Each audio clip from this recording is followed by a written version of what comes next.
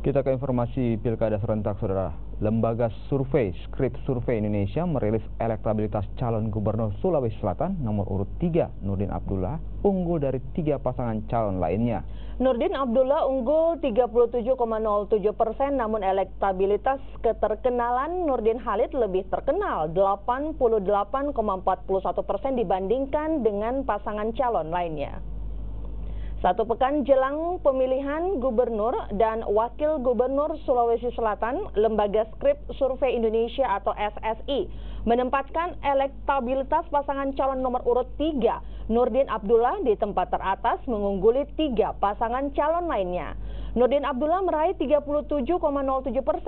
Sementara itu dari segi keterkenalan atau kepopuleran tokoh, Nurdin Halid berada di tempat teratas dengan 88,41%. Rilis survei Skrip Indonesia ini dilakukan di 24 kabupaten kota di Sulawesi Selatan dengan 820 responden.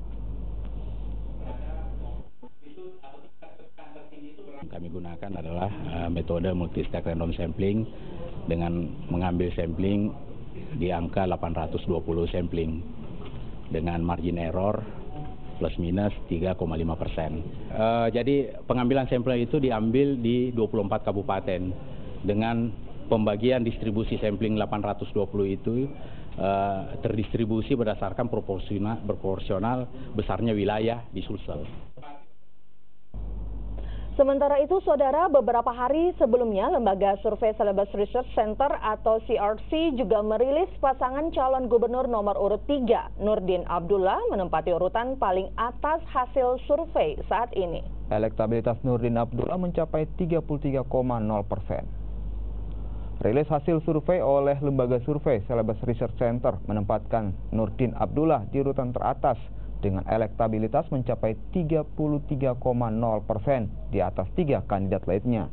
Survei yang dilakukan CRC mulai dari tanggal 2 hingga 10 Juni 2018 dengan melibatkan 11.000 responden dari 24 kabupaten kota se-Sulawesi Selatan.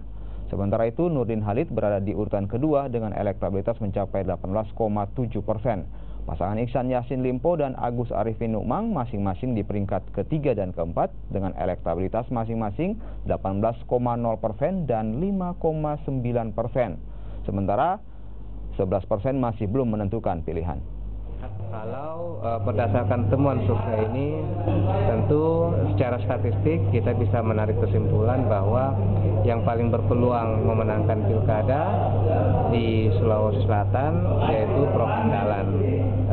Sekali lagi saya mengatakan paling berpeluang karena kita tahu masih ada sekitar 10 hari, segala sesuatunya masih sangat segala kemungkinan masih bisa terjadi, sangat tergantung pada pergerakan-pergerakan 4 pasangan calon.